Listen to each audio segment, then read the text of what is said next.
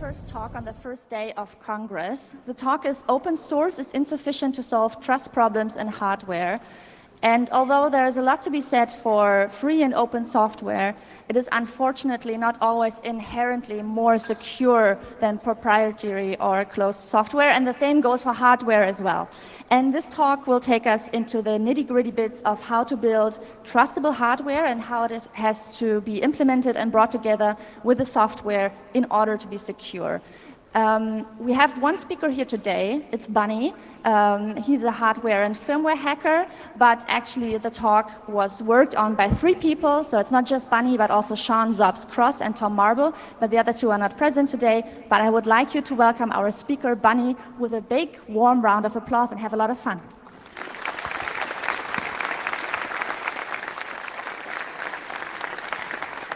Good morning, everybody.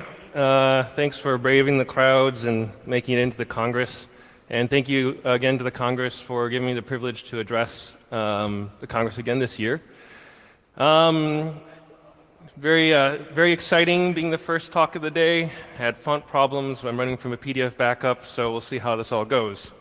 Good thing I make backups. So the topic of today's talk is open source is insufficient to solve trust problems in hardware, and sort of some things we can do about this. So my background is I'm a big proponent of open source hardware. I love it, and I've built a lot of things in open source using open source hardware principles. But there's been sort of a nagging question in me about, like, some people would say things like, oh, well, you build open source hardware because you can trust it more. And there's been sort of this gap in my head, and this talk tries to distill out that gap in my head between trust and open source and hardware. So I'm sure people have opinions on which browsers you would think is more secure or trustable than the others, but the question is, why might you think one is more trustable than the others? You have everything on here from like Firefox and Iceweasel down to like the Samsung custom browser or the the Xiaomi custom browser. Which one would you rather use for your browsing if you had to trust something? So I'm sure people have their biases, and they might say that open is more trustable. But why do we say open is more trustable? Is it because we actually read the source thoroughly and check it every single release for this browser? Is it because we compile our browsers from source before we use them? No, actually we don't have the time to do that. So let's take a closer look as to why we like to think that open source software is more secure. So this is a kind of a diagram of the life cycle of say a software project. You have a bunch of developers on the left. They'll commit code into some source management program like Git. It goes to a build, and then ideally some person who carefully manages a key signs that build, goes into an untrusted cloud, then gets downloaded onto users' disks, pulled into RAM, run by the user at the end of the day, right? So the reason why actually we find that we might be able to trust things more is because in the case of open source, anyone can pull down that source code, like someone doing reproducible builds or an auditor of some type, build it, confirm that the hashes match and that the keys are all set up correctly. And then the users also have the ability to know developers and sort of enforce community norms and standards upon them to make sure that they're acting in sort of in the favor of the community. So in the case that we have bad actors who want to go ahead and tamper with builds and clouds and all the things in the middle, it's much more difficult. So open is more trustable because we have tools to transfer trust in software. Things like hashing, things like public keys, things like Merkle trees, right? And also, in the case of open versus closed, we have social networks that we can use to reinforce our community standards for trust and security. Now, it's worth looking a little bit more into the hashing mechanism, because this is a very important part about the software trust chain. So I'm sure a lot of people know what hashing is. For people who don't know, it basically takes a big pile of bits and turns them into a short sequence of symbols. So that a tiny change in the big pile of bits makes a big change in the output symbols, and also knowing those symbols doesn't reveal anything about the original file. So in this case here, the file on the left is hashed to sort of cat, mouse, panda, bear, and the file on the right hashes to peach, snake, pizza, cookie. And the thing is you may not even have noticed necessarily that there was that one bit changed up there, but it's very easy to see that short string of symbols had changed. So you don't actually have to go through that whole file and look for that needle in the haystack. You have this hash function that tells you if something has changed very quickly. Then once we've computed the hashes, we have a process called signing, where a secret key is used to encrypt the hash. Users decrypt that using the public key to compare against a locally computed hash. In other words, we're not trusting the server to compute the hash. We reproduce it on our side, and then we can say that it's now difficult to modify that file or the signature without detection. Now the problem is that there's a time of check, time of use issue with the system. Even though we have this mechanism, if we decouple the point of check from the point of use, it creates a man in the middle opportunity, or person in the middle if you want. The thing is that it's a class of attacks that allows someone to tamper with data as it is in transit. And I'm kind of symbolizing this evil guy, I guess, because hackers all wear hoodies, and they also keep us warm as well in very cold places. So now an example of a time of check, time of use issue is that if, say, a user downloads a copy of the program onto their disk, and they just check it after they download onto the disk, and they say, okay, great, that's fine. Later on, an adversary can then modify the file on the disk before it's copied to RAM, and now actually the user, even though they download the correct version of the file, they're getting the wrong version into the RAM. So the key point is the reason why in software we feel it's more trustable is we have a tool to transfer trust, and ideally we place that point of check as close to the users as possible, right? So ideally we're sort of putting keys into the CPU or some secure enclave that, just before you run it, you've checked that that software is perfect and has not been modified, right? Now, an important clarification is that it's actually more about the place of check versus the place of use. Whether you checked 1 second prior or a minute prior doesn't actually matter. It's more about checking the copy that's closest to the thing that's running it, right? We don't call it POC-poo because it just doesn't have quite the same ring to it. But now this is important. The reason why I emphasize place of check versus place of use is this is why hardware is not the same as software in terms of trust. The place of check is not the place of use. Or in other words, trust in hardware is a talk-to problem all the way down the supply chain, right? So the hard problem is how do you trust your computers, right? So we have problems where we have firmware, pervasive hidden bits of code that are inside every single part of your system that can break abstractions. And there's also the issue of hardware implants, so it's tampering or adding components that can bypass security in ways that were not according to the specification that you're building around. So from the firmware standpoint, it's more here to acknowledge as an issue. The problem is this is actually a software problem. The good news is we have things like openness and runtime verification that go away to remedy these questions. If you're a big enough player or you have enough influence or something, you can coax out all the firmware blobs and eventually sort of solve that problem. The bad news is that you're still relying on the hardware to obediently run the verification. So if your hardware isn't running the verification correctly, it doesn't matter that you have all the source code for the firmware, which brings us to the world of hardware implants. So very briefly, it's worth thinking about how bad can this get? What are we worried about? What is the field? If we really want to be worried about trust and security, how bad can it be?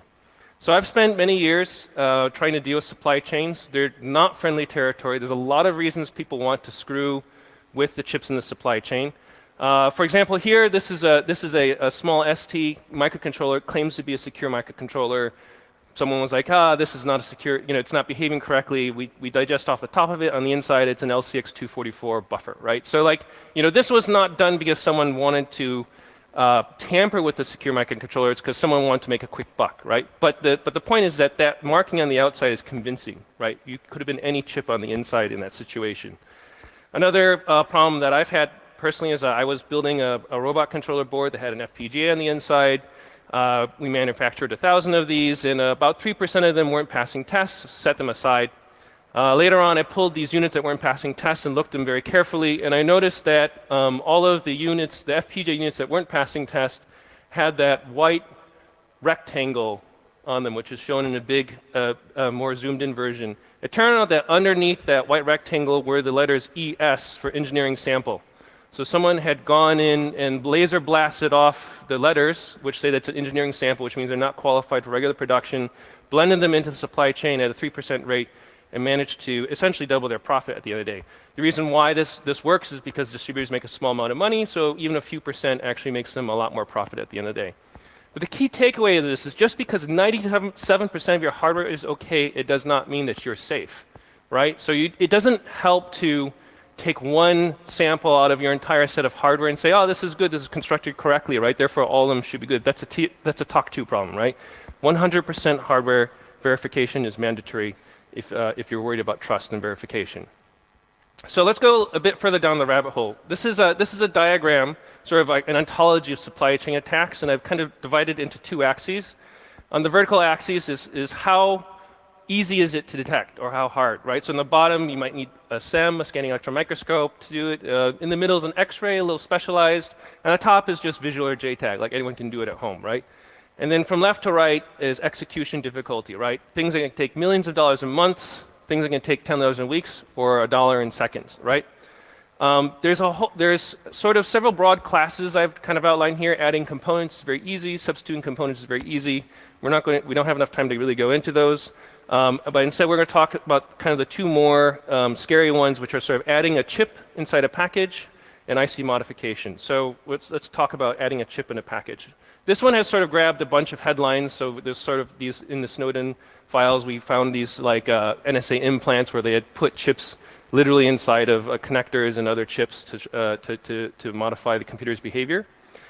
Now, it turns out that actually adding a chip in a package is quite easy. It happens every day. This is a routine thing, right? If you take open any SD card, micro SD card that you have, you're going to find that has two chips on the inside at the very least. One is a controller chip, one is a memory chip. In fact, they can stick 16, 17 chips inside of these packages today very handily, right?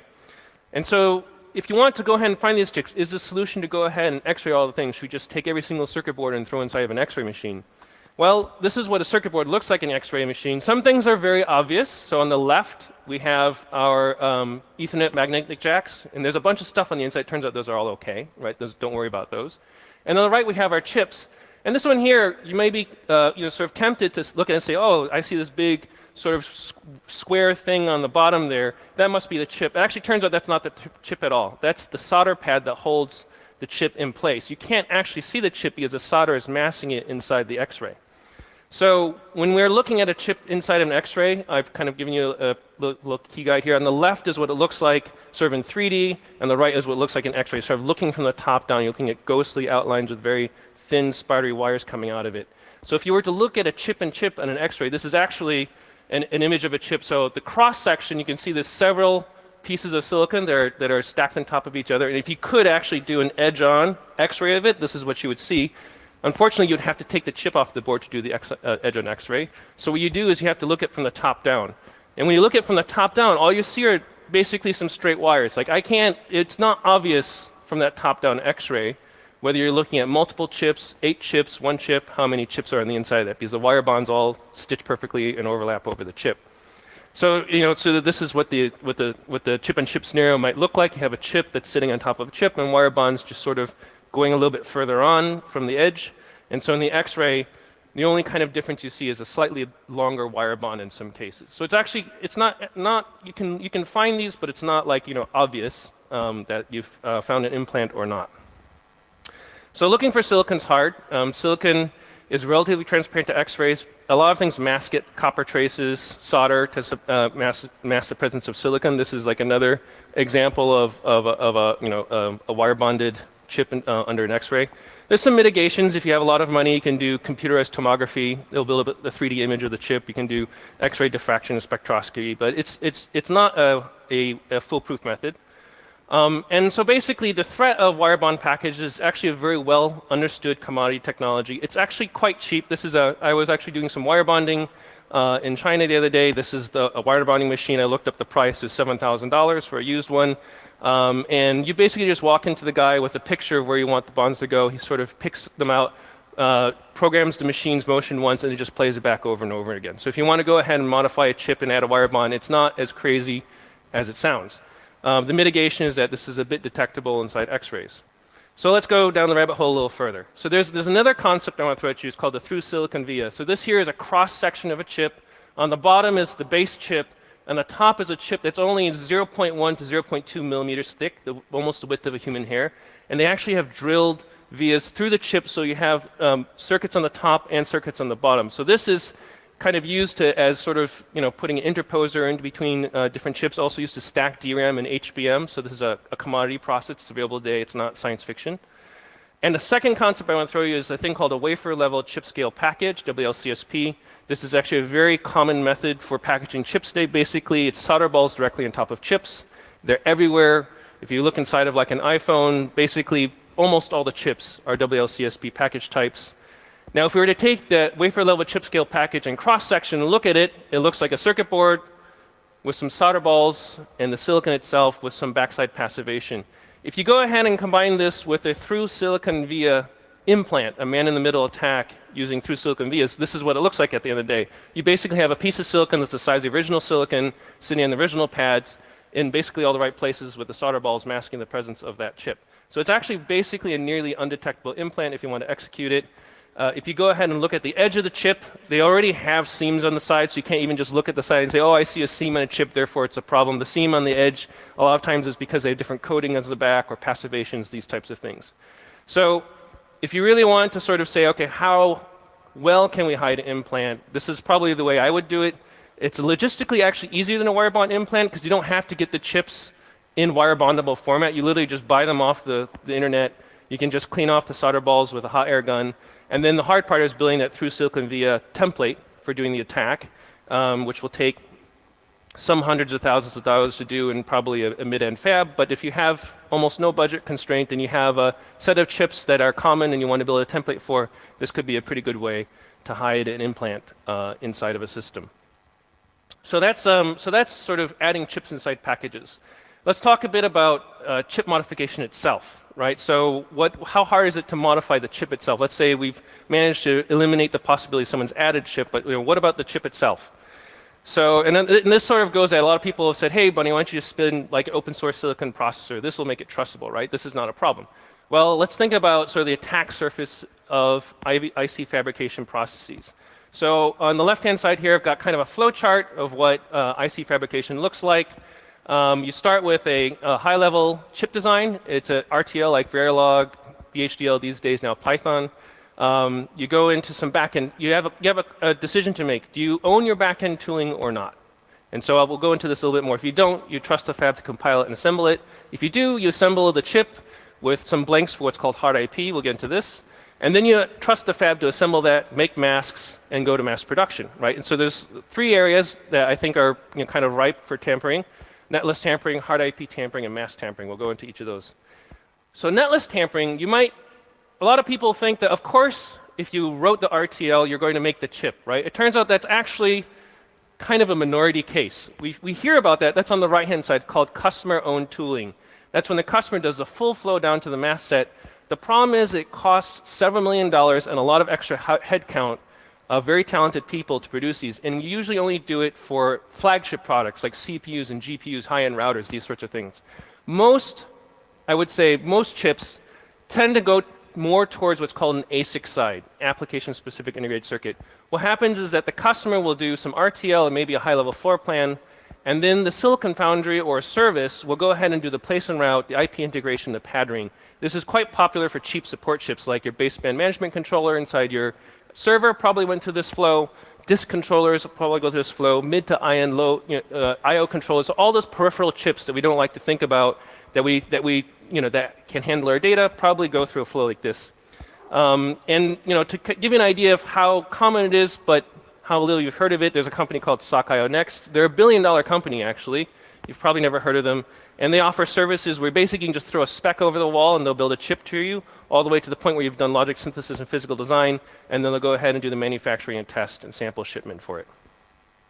So then, okay, fine. Obviously, if you care about trust, you don't do an ASIC flow. You pony up the millions of dollars and you do a COP flow, right?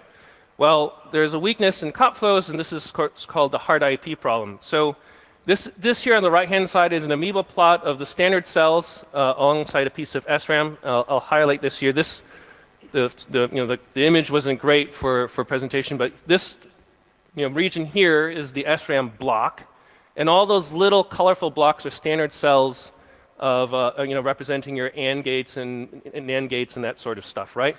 What happens is that the foundry will actually ask you just to leave an open spot on your mask design, and they'll go ahead and merge in the RAM into that spot just before production. The reason why they do this is because stuff like RAM is a carefully guarded trade secret. If you can increase the RAM density of your foundry process, you can get a lot more customers.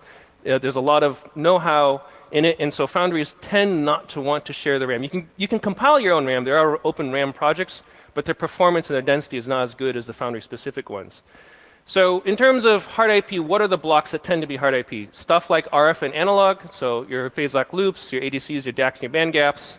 RAM tends to be hard IP. ROM tends to hard IP. eFuse that stores your keys is going to give into you as an opaque block. The pad ring around your chip, the thing that protects your chip from ESD, that's going to be an opaque block. Basically, all the points you need to backdoor your RTL are going to be trusted to the foundry in a modern process.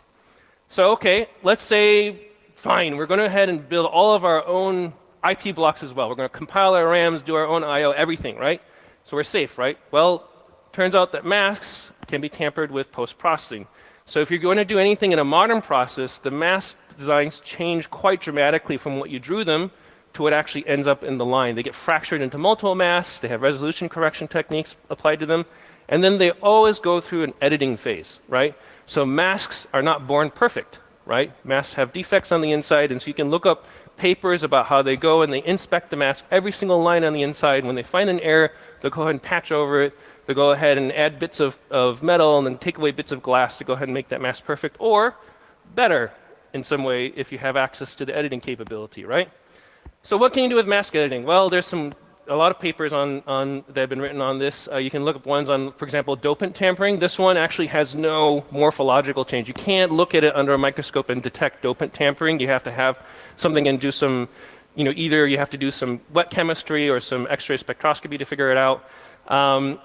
And this allows for circuit level change without like a gross morphological change to the circuit. And so this can allow for tampering with things like RNGs, some logic paths. There are oftentimes spare cells inside of your ASIC because everyone makes mistakes, including chip designers. And so you want to patch over that. That can be done at the mask level, signal bypassing, these types of things. So there are some attacks that can still happen at the mask level. Right, so that's a very quick sort of idea of how bad can it get when you talk about the time of check, time of use trust problem inside the supply chain. The short summary of implants is that there's a lot of places to hide them. Not all of them are expensive or hard. I talked about some of the more expensive or hard ones, but remember, wire bonding is actually a pretty easy process. It's not hard to do, and it's hard to detect. And there's really no actual essential correlation between detection difficulty and difficulty of the attack if you're very careful in planning the attack. So, okay, implants are possible. Let's agree on that maybe. So now the solution is we should just have trustable factories. Let's go ahead and bring the fabs to the EU. Let's have a fab in my backyard or whatever it is. These types of things. Let's make sure all the workers are logged and registered, that sort of thing. Well, let's talk about that. So if you think about hardware, there's you, right? And then we can talk about evil maids, but let's not actually talk about those because that's actually kind of a minority case to worry about. But let's think about how stuff gets to you. There's a distributor who goes to a courier who gets to you. All right, so we've gone and done all this stuff for the trustable factory, but it's actually documented that couriers have been intercepted and implants loaded, by, for example, the NSA on Cisco products. Now, you don't even have to have access to couriers now, thanks to the way modern commerce works.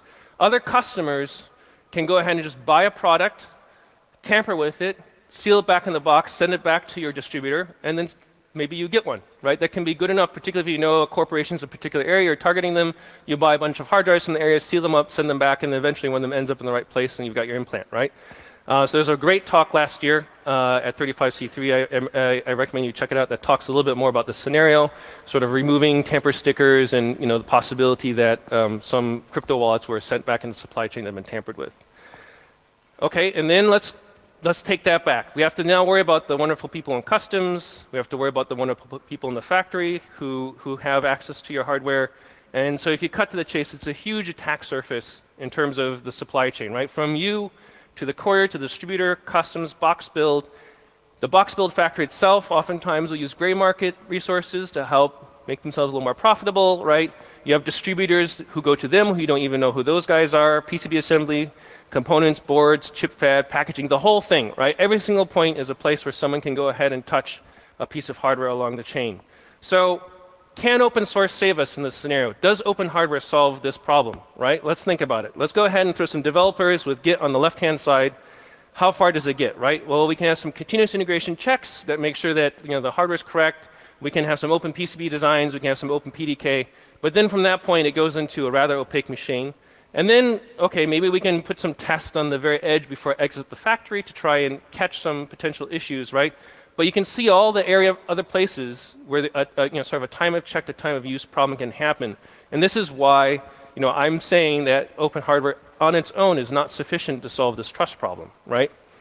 And the big problem at the end of the day is that you can't hash hardware, right? There is no hash function for hardware. This is why I want to go through that earlier today. There's no convenient, easy way to basically confirm the correctness of your hardware before you use it. Some people say, well, Bunny said once, it's a bigger microscope, right? This is I do some, security reverse engineering stuff. This is true, right? So there's a wonderful technique called tychographic X-ray imaging. There's a great paper in Nature about it where they take like a modern i7 CPU and they get down to the gate level non-destructively with it, right? It's great for reverse engineering and for design verification. The problem number one is it literally needs a building-sized microscope. It was done at the Swiss light source. That donut-shaped thing is the size of the light source for doing that type of verification, right? So you're not going to have one at your point of use, right? You're going to check it there and then probably query it to yourself. Again, time of check is not time of use. Problem number two, it's expensive to do, so verifying one chip only verifies one chip. And as I said earlier, just because 99.9% of your hardware is okay doesn't mean you're safe. Sometimes all it takes is one server out of 1,000 to break some fundamental assumptions that you have about your cloud. And random sampling just isn't good enough, right? I mean, would you random sample signature checks on software that you install, download? No, you insist 100% check on everything. If you want that same standard of reliability, you have to do that for hardware. So then is there any role for open source and trustable hardware? Absolutely yes. Some of you guys may be familiar with the little guy on the right, the Spectre logo. So correctness is very, very hard. Peer review can help fix correctness bugs. Microarchitectural transparency can aid with the fixes in Spectre-like situations. So, for example, we would love to be able to say we're entering a critical region. Let's turn off all the microarchitectural optimizations, sacrifice performance, and then run the code securely, and then go back into who cares what mode and just get done fast, right? That would be a switch I would love to have, but without that sort of transparency or without the ability to review it, we can't do that. Also, community-driven features and community-owned designs is very empowering, and make sure that we're sort of building the right hardware for the job and that it's upholding our standards. So there is a role. It's necessary, but it's not sufficient for trustable hardware. So now the question is, okay, can we solve the point-of-use hardware verification problem? Is it all gloom and doom from here on? Well, I didn't bring you guys here to tell you it's just gloom and doom. I've thought about this, and I've kind of boiled it into 3 principles for building verifiable hardware. Three principles are that complexity is the enemy of verification. We should verify entire systems, not just components, and we need to empower end users to verify and seal their hardware. We'll go into this in the remainder of the talk. So the first one is that complexity is complicated, right? So without a hashing function, verification rolls back to bit by bit or atom by atom verification. So those modern phones have so many components. Even if I gave you the full source code for the sock inside of a phone down to the mass level, what are you going to do with it, right? How are you going to know that this mass actually matches this chip and those two haven't been modified, right? So more complexity, it's more difficult. So okay, maybe the solution is let's go to simplicity, right? Let's just build things from discrete transistors. Someone's done this. The Monster 6502 is great. I love the project. Very easy to verify. Runs at 50 kilohertz, right? So you're not going to do a lot with that. Okay, well, let's build processors at a visually inspectable process node. Let's go to 500 nanometers. You can see that with light. Okay, well, 100 megahertz clock rate and a very high power consumption and a couple kilobytes of RAM probably is not going to really do it either, right? So the point of use verification is a trade-off between ease of verification and features and usability, right? So these two products up here largely do the same thing. AirPods, right, and headphones on your head, right? AirPods have something on the order of tens of millions of transistors for you to verify. the headphone that goes on your head, like I can actually go to Maxwell's equations and actually tell you how the magnets work from very first principles, and there's probably one transistor on the inside of the microphone to go ahead and amplify the membrane, and that's it, right? So this one, you do sacrifice some features and usability when you go to a headset, like you can't say, "Hey Siri," and it'll listen to you and know what you're doing, but it's very easy to verify and know what's going on. So in order to start a dialogue on user verification, we have to sort of set a context. So I started a project called Be Trusted because the right answer depends on the context. I want to establish what might be a minimum viable, verifiable product. And it's sort of like meant to be user verifiable by design, and we think of it as a hardware-software distro. So it's meant to be modified and changed and customized based upon the right context at the end of the day. This is a picture of what it looks like. I actually have a little prototype here. Very, very, very early prototype here at the Congress, if you want to look at it. It's a mobile device that is meant for sort of communication, sort of text-based communication and maybe voice. Authentication, so authenticator tokens, or like a crypto wallet if you want. And the people we're thinking about who might be users are either high-value targets politically or financially. So you don't have to necessarily have a lot of money to be a high-value target. You could also be very politically risky for some people. And also, of course, looking at developers and enthusiasts. And ideally, we're thinking about a global demographic, not just English-speaking users, which is sort of a thing when you think about the complexity standpoint, this is where we really have to sort of champ at the bit and figure out how to solve a lot of hard problems, like getting Unicode and right-to-left rendering and pictographic fonts to work inside a very small attack surface device. So this leads me to the second point, which we need to verify entire systems, not just components. People say, well, why not just build a chip? Why not, why are you thinking about a whole device, right? The problem is that private keys are not your private matters. Screens can be scraped and keyboards can be logged. So there's some efforts now to build wonderful security enclaves like Keystone and OpenTitan, which will build, wonderful secure chips. The problem is that even if you manage to keep your keys secret, you still have to get that information through an unsecured CPU from the screen to the keyboard and so forth, right? And so, people who have used these, on-screen touch keyboards have probably seen a message like this saying that, by the way, this keyboard can see everything you're typing, including your passwords, right? And people probably click and say, oh yeah, sure, whatever, I trust that, right? Okay, well, this little enclave on the side here isn't really doing you a lot of good when you go ahead and you say, sure, I'll run this input method that can go ahead and modify all my data, or intercept all my data.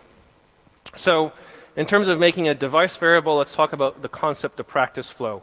How do I take these three principles and turn them into something? So this is the idea of taking these three requirements and turning them into the set of 5 features: a physical keyboard, a black and white LCD, an FPGA-based RISC-V sock, user-seeable keys, and something that's easy to verify and to physically protect. So let's talk about these features one by one. First one is a physical keyboard. Why am I using a physical keyboard and not a virtual keyboard? People love the virtual keyboards. The problem is that cap touch screens, which is necessary to do a good virtual keyboard, have a firmware block. They have a microcontroller to do the touch screen. It's actually really hard to build these things. If you can do a good job of it and build an open source one, that'd be great, but that's a project in and of itself. So in order to sort of get an easy one here and we can, let's just go with a physical keyboard. So this is what the device looks like with this cover off. We have a physical keyboard PCB with a little overlay that does, so you can do multilingual inserts, and users can go ahead and change that out. And it's just a 2-layer daughter card, right? You just hold it up to the light, and you're like, okay, switches, wires, right? Not a lot of places to hide things. So I'll take that as an easy win for an input surface that's verifiable, right? The output surface is a little more subtle, so we're doing a black and white LCD. If you say, okay, why not use a color LCD? If you ever take apart a liquid crystal display, look for a tiny little thin rectangle sort of located near the display area. That's actually a silicon chip that's bonded to the glass. That's what it looks like at the end of the day. That contains a frame buffer and a command interface. It has millions of transistors on the inside, and you don't know what it does. So if you're already assuming your adversary may be tampering with your CPU, this is also a viable place you have to worry about. So I found a screen. It's called a memory LCD by Sharp Electronics. It turns out they do all the drive electronics on glass. So this is a picture of the drive electronics on the screen through like a 50x microscope with a bright light behind it, right? You can actually see the transistors that are used to drive everything on the display it's a non-destructive method of verification. But actually more important to the point is that there are so few places to hide things, you probably don't need to check it, right? if you want to add an implant to this, you would need to grow the glass area substantially, or add a silicon chip, which is the thing that you'll notice, right? So at the end of the day, less places to hide things is less need to check things, and so I can feel like this is a screen where I can write data to, and it'll show what I want to show. The good news is that display has a 200 ppi sort of pixel density, so it's not, even though it's black and white, it's kind of closer to e-paper, EPD in terms of resolution. So now we come to sort of the hard part, right? The CPU, the silicon problem, right? Any chip built in the last 2 decades is not going to be inspectable, fully inspectable with an optical microscope, right? Thorough analysis requires removing layers and layers of metal and dielectric. This is sort of a cross-section of a modernish chip, and you can see sort of the huge stack of things to look at on this. This process is destructive, and you can think of it as hashing, but it's a little bit too literal, right? We want something where we can check the thing that we're going to use and then not destroy it.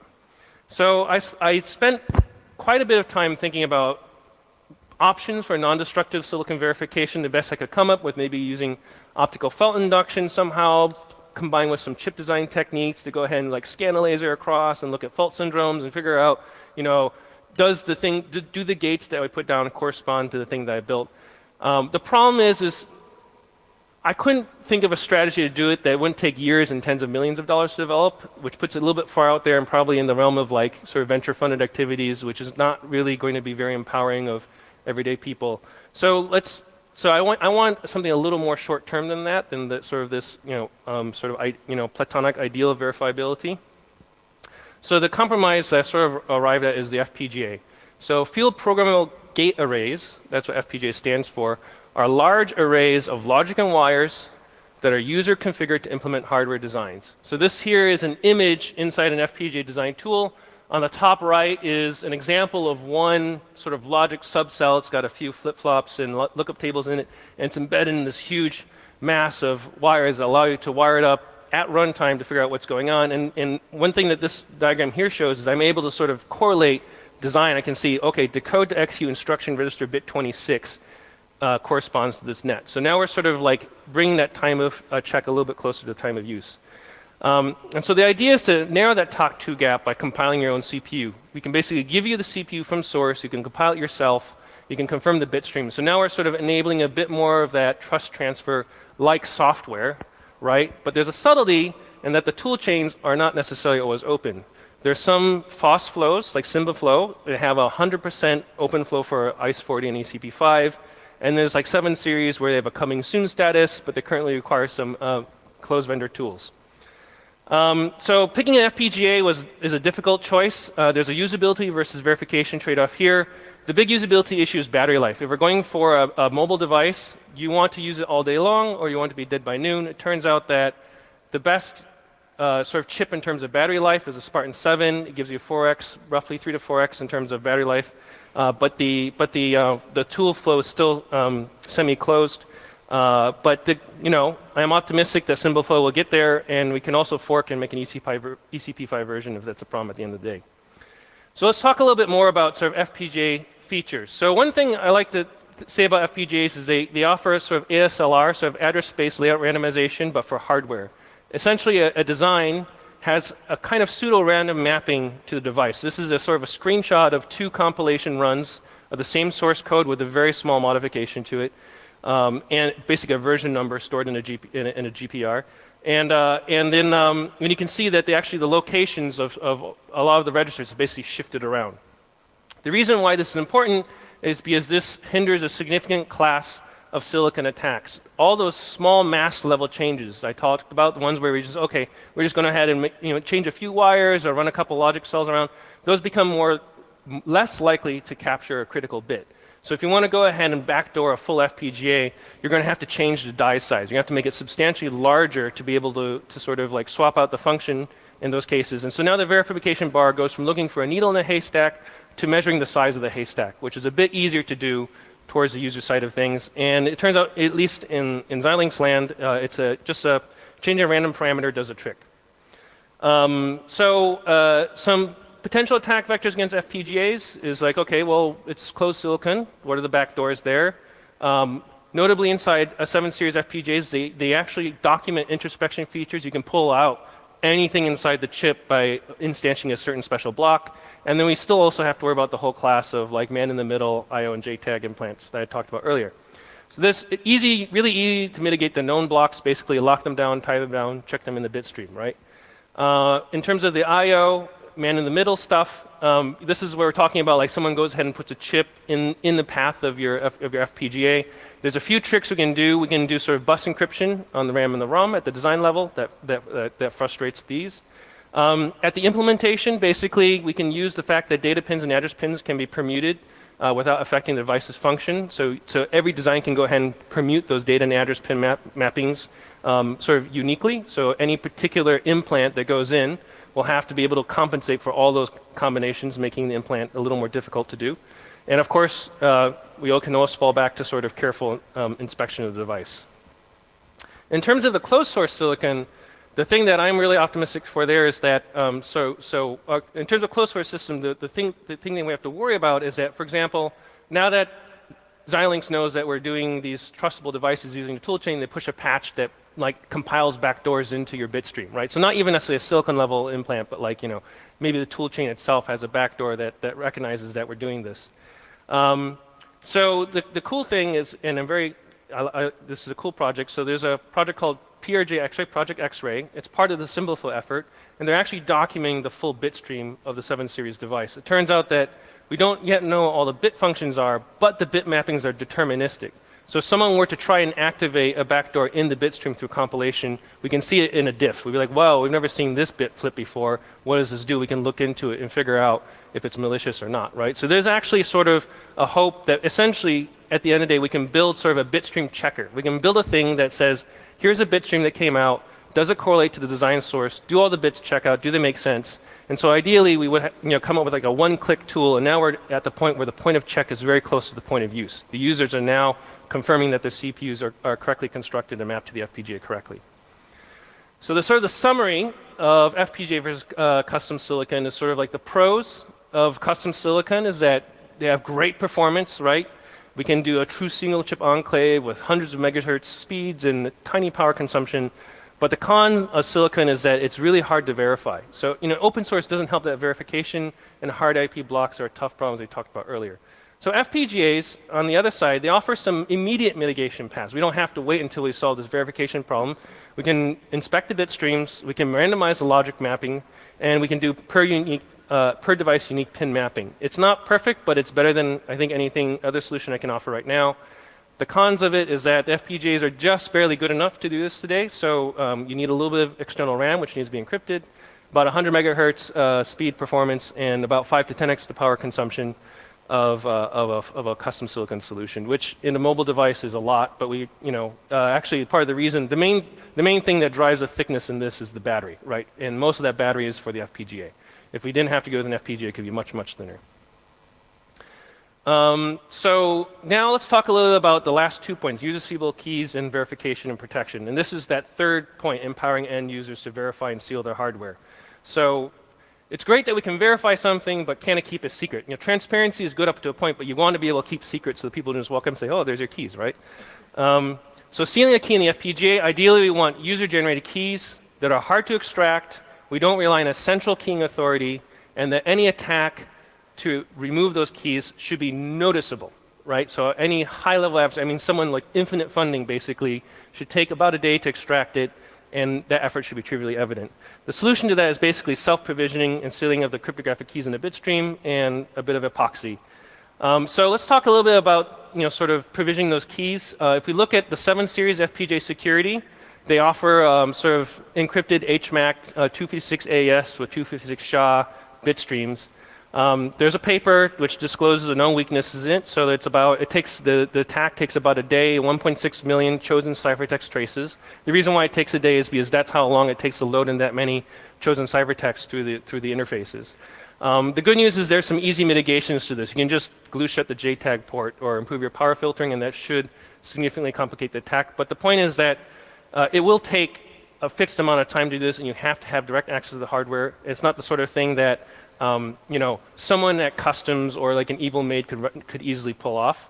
And just to put that in perspective again, even if we improved dramatically the DPA resistance of the hardware, if we knew a region of the chip that we want to inspect probably with a SEM and a skilled technician, we could probably pull it off in a matter of a day or a couple of days. It takes only an hour to decap the silicon, an hour, a few layers, a few hours in a fib to delayer a chip, and an afternoon in the SEM, and you can find out the keys, right?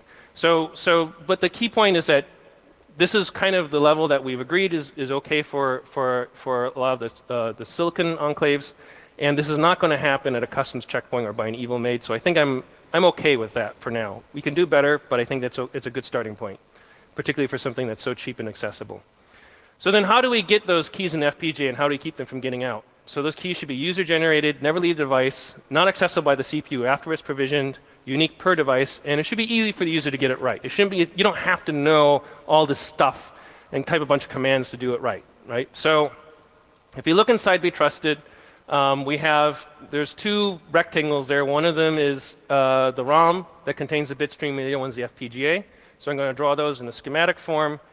Inside the ROM, you start the day with an unencrypted bitstream in ROM, which loads in the FPGA, and then you have this little crypto engine that has no keys on the inside. There's no keys anywhere, so you can check everything. You can build your own bitstream. You can do what you want to do.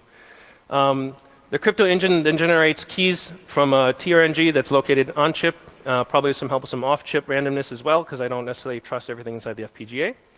Then that crypto engine can go ahead and, as it encrypts the external bitstream, inject those keys back into the bitstream, because we know where that block RAM is. We can go ahead and inject those keys back into that specific RAM block as we encrypt it. So now we have a sealed encrypted image on the ROM, which can then later load into FPGA if it had the key. So after you've gone ahead and provisioned the ROM, hopefully at this point you don't lose power, you go ahead and you burn the key into the FPGA's keying engine, which sets it to only boot from that encrypted bitstream, blow out the readback disabled bit, and AES only bit is blown. So now at this point in time, basically there's no way to go ahead and put in a bitstream that says, tell me your keys, whatever it is. You have to go do one of these hard techniques to pull out the key. You can maybe enable a hardware upgrade path if you want by having the crypto engines be able to retain a copy of the master key and re-encrypt it, but that becomes a vulnerability because the user can be coerced to go ahead and load inside a bitstream that then leaks out the keys, right? So if you're really paranoid, at some point in time, you seal this thing and it's like done, right? You have to go ahead and do that full key extraction routine to go ahead and pull stuff out if you forget your passwords. So that's the sort of user sealable keys. I think we can do that with an FPGA. Finally, easy to verify and easy to protect. Just very quickly talking about this. So if we want to make an inspectable tamper barrier, a lot of people have talked about glitter seals. Those are pretty cool, right? The problem is I find that glitter seals are too hard to verify, right? Like I have tried glitter seals before and I stare at the thing and I'm like, damn it, I have no idea if this is the seal I put down. And so then say, okay, well take a picture or write an app or something. Now I'm relying on this untrusted device to go ahead and tell me if the seal is verified or not. So I have a suggestion for a DIY watermark that relies not on an app to go ahead and verify, but are very, very well-tuned neural networks inside our head to go ahead and verify things. So the idea is basically there's this nice epoxy that I found. It comes in this bipack. It's a two-part epoxy. You just put it on the edge of the table, and you go like this, and it goes ahead and mixes the epoxy, and you're ready to use. So it's very easy for users to apply. And then you just draw a watermark on a piece of tissue paper. It turns out humans are really good at identifying our own handwriting, right? Our own signatures, these types of things. Someone can go ahead and try to forge it. There's people who are skilled in doing this, but this is way easier than looking at a glitter seal. You go ahead and put that down on your device, you swab on the epoxy, and at the end of the day, you end up with a sort of tissue paper plus a very easily recognizable seal. If someone goes ahead and tries to take this off or tamper with it, I can look at it easily and say, yes, this is a different thing than what I had yesterday. I don't have to open an app. I don't have to look at glitter patterns. I don't have to do these sorts of things. And I can go ahead and swab onto all the I/O ports that I need to do. So it's kind of a, it's a bit of a hack, but I think that it's a little closer towards not having to rely on third-party apps to verify a tamper evidence seal. So I've talked about sort of this implementation and also talked about how it maps to these three principles for building trustable hardware.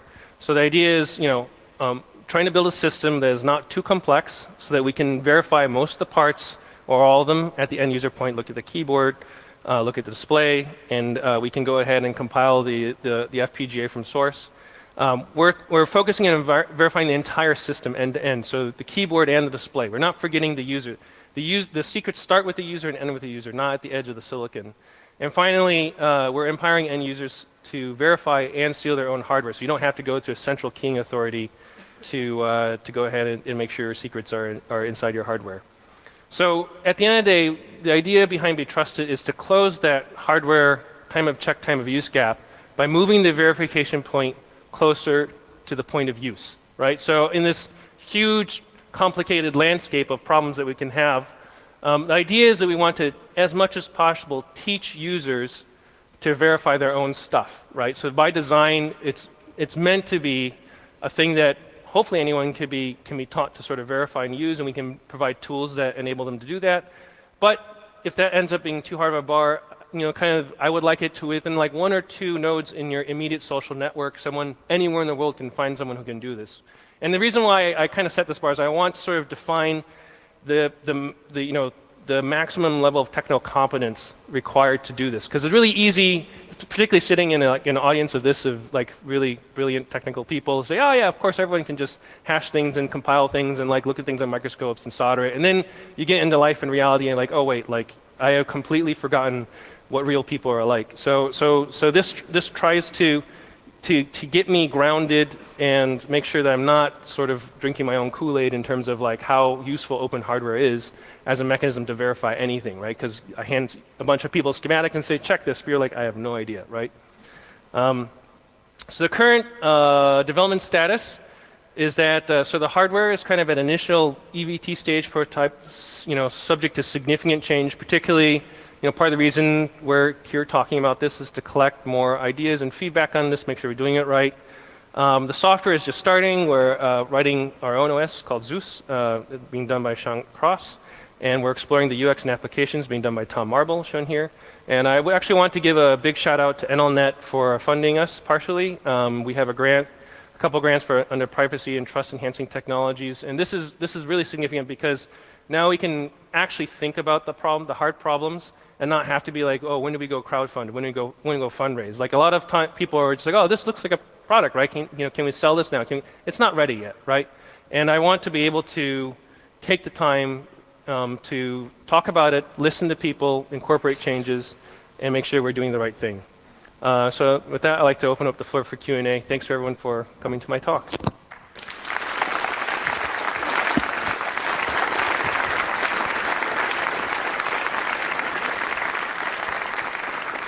Thank you so much, Bunny, for the great talk. We have about 5 minutes left for Q&A. For those who are leaving earlier, you're only supposed to use the 2 doors on the left, not the tunnel you came in through, but only the doors on the left, like the very left door and the door in the middle. Now, Q&A, you can pile up at the microphones. Do we have a question from the internet? No, not yet. If someone wants to ask a question but is not present, but in the stream, or maybe a person in the room who wants to ask a question, you can use the hashtag Clark, and Twitter, Mastodon, and IRC are being monitored. So let's start with microphone number 1. Your question, please. Hey, Bunny. Hey. So you mentioned that with the Foundry process, that the hard IP blocks, the proprietary IP blocks, were a place where attacks could be made. Mm-hmm.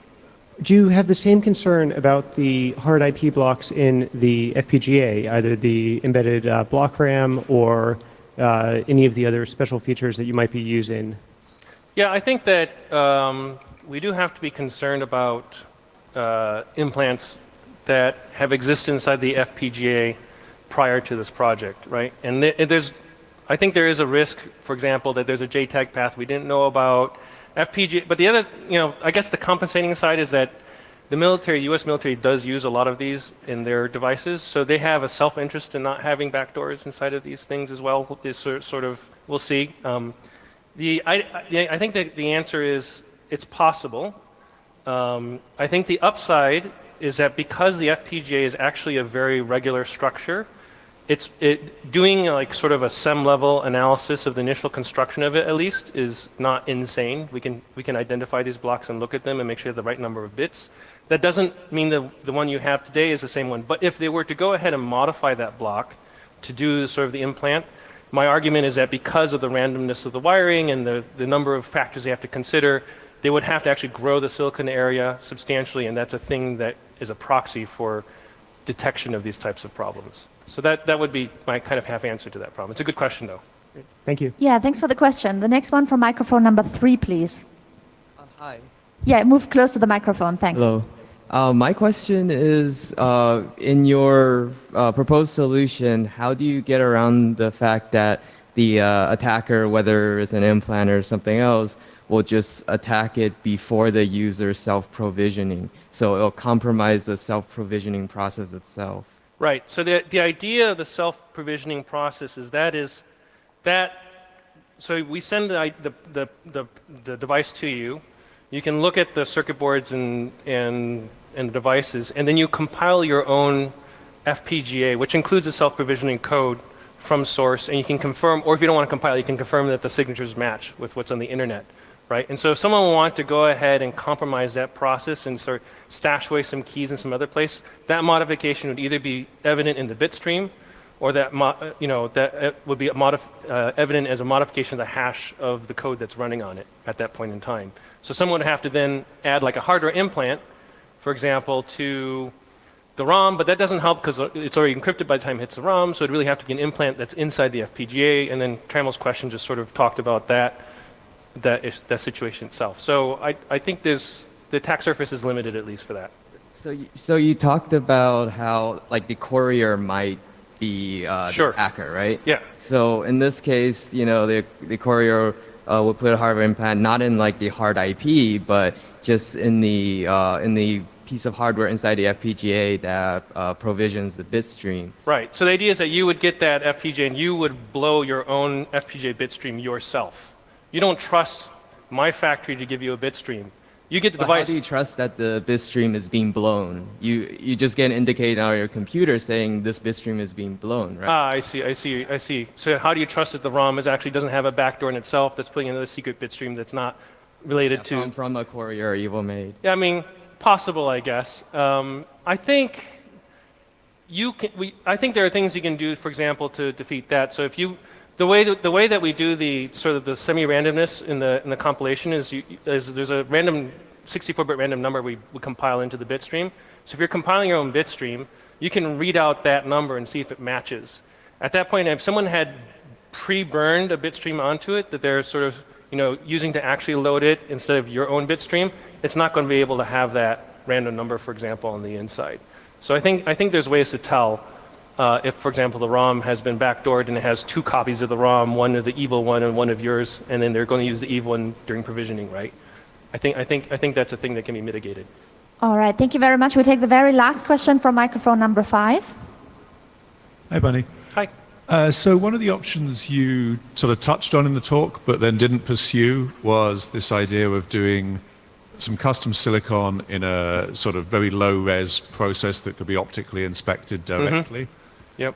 Is that completely out of the question in terms of being a usable route in the future, or did you look into that in great detail at all? So I thought about that one. There's a couple of issues. One is that if we rely on optical verification, now users need optical verification prior to do it. So we have to somehow move those optical verification tools to the edge towards the time of use, right?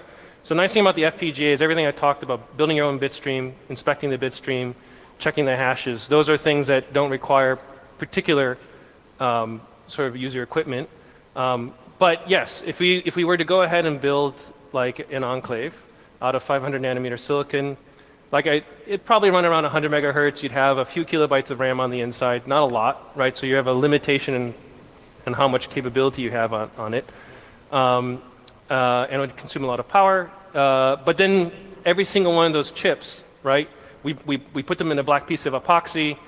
How do you what keeps someone from swapping that out with another chip? Yeah, I mean, I was thinking of like old school transparent top, like on all. Okay, so yeah, you can go ahead and wire bond on the board, put some clear epoxy on, and then now people have to take a microscope to look at that. That's a possibility. I think that's the sort of thing that I think I'm trying to imagine, like, for example, my mom using this and asking her to do this sort of stuff. I just don't envision her knowing anyone who would have an optical microscope who could do this except for me, right? And I don't think that's a fair assessment of what is verifiable by the end user at the end of the day.